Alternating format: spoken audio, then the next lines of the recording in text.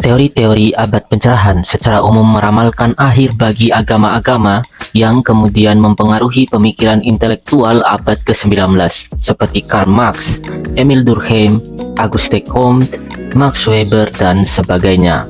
Lewat proses modernisasi, agama diproyeksikan akan meredup dengan sendirinya, kemudian hilang dari peredarannya. Sehingga yang tersisa hanyalah artefak kebudayaan yang usang.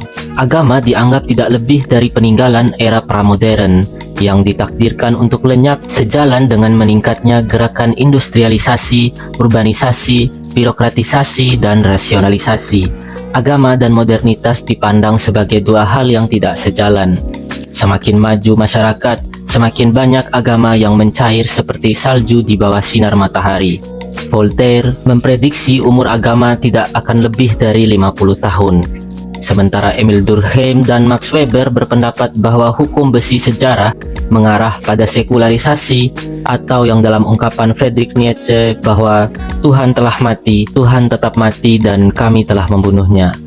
Agama sering dianggap tidak relevan dengan politik dan kehidupan publik, tetapi asumsi ini kini semakin dipertanyakan. Di negara-negara sekuler, di mana oleh banyak teori modernisasi klasik diprediksi bahwa peran agama akan lenyap, kaum beragama justru tetap hadir dan memainkan perannya yang khas dalam kehidupan bermasyarakat. Sementara situasi di Indonesia sedikit berbeda.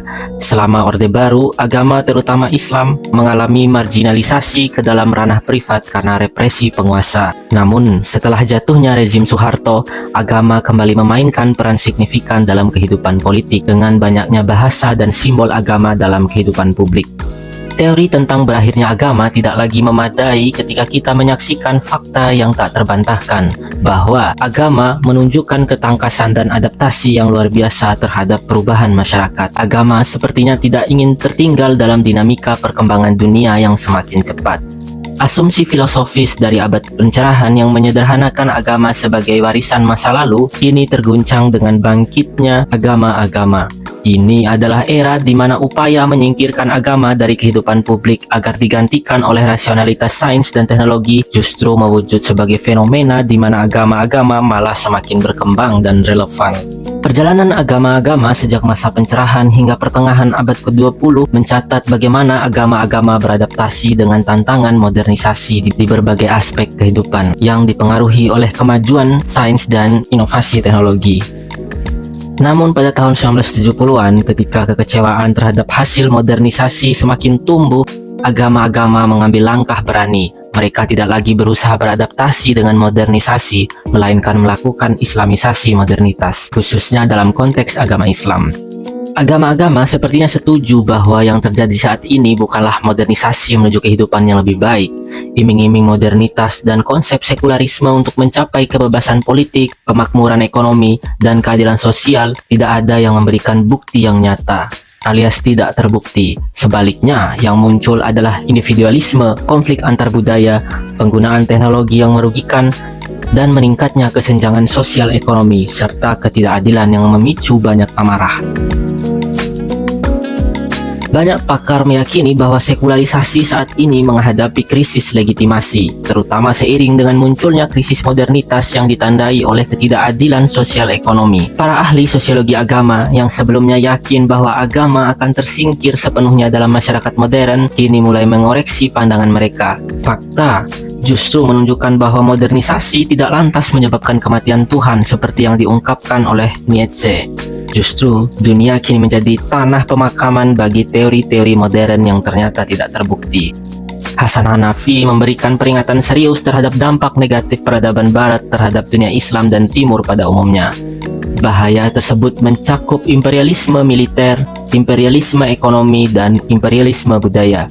Imperialisme militer tercermin dalam banyaknya pangkalan militer Barat di dunia Islam yang seringkali melakukan intervensi militer, seperti yang telah terjadi di Irak. Imperialisme ekonomi terwujud dalam dominasi korporasi multinasional yang meningkatkan kesenjangan ekonomi dan menguasai sumber daya alam. Sedangkan imperialisme budaya diakui sebagai ancaman paling berbahaya yang menyebabkan masyarakat Islam merasa inferior di hadapan Barat.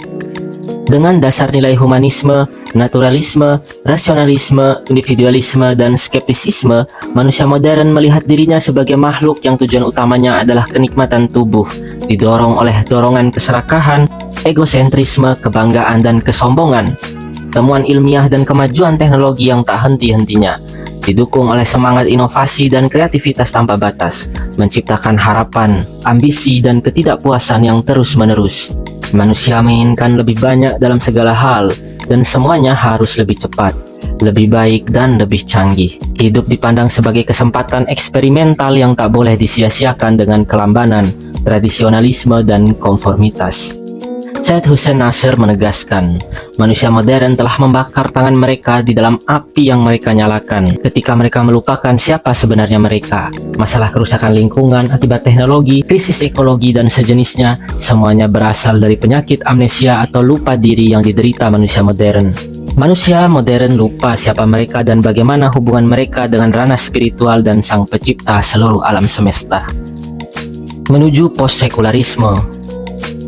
Pada era modern, ada keyakinan yang tumbuh bahwa agama akan meredup seiring dengan lonjakan modernisasi. Melalui proses modernisasi, agama dianggap semakin pudar dan kurang relevan bagi masyarakat modern. Namun, ekspektasi ini tidak terbukti dengan bangkitnya kembali kekuatan agama. Krisis sekularisme menjadi penyebab kegagalan proyek modernisme untuk mengubur konsep Tuhan. Modernisme yang menekankan pemikiran rasional dan ilmiah gagal mengatasi masalah kompleks dalam kehidupan modern, seperti ketidaksetaraan sosial, ketidakadilan, dan ketidakpastian ekonomi. Kegagalan ini mendorong masyarakat mencari alternatif, termasuk mengembalikan perhatian kepada nilai-nilai agama.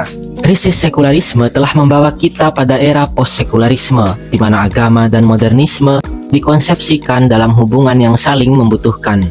Jurgen Habermas menggunakan istilah post-sekuler untuk mengatakan perihal bagaimana agama tetap relevan di masyarakat modern yang umumnya lebih fokus pada hal-hal yang bersifat duniawi, sekaligus menunjukkan bahwa hipotesa sekularisme telah kehilangan penjelasannya atau tidak terbukti.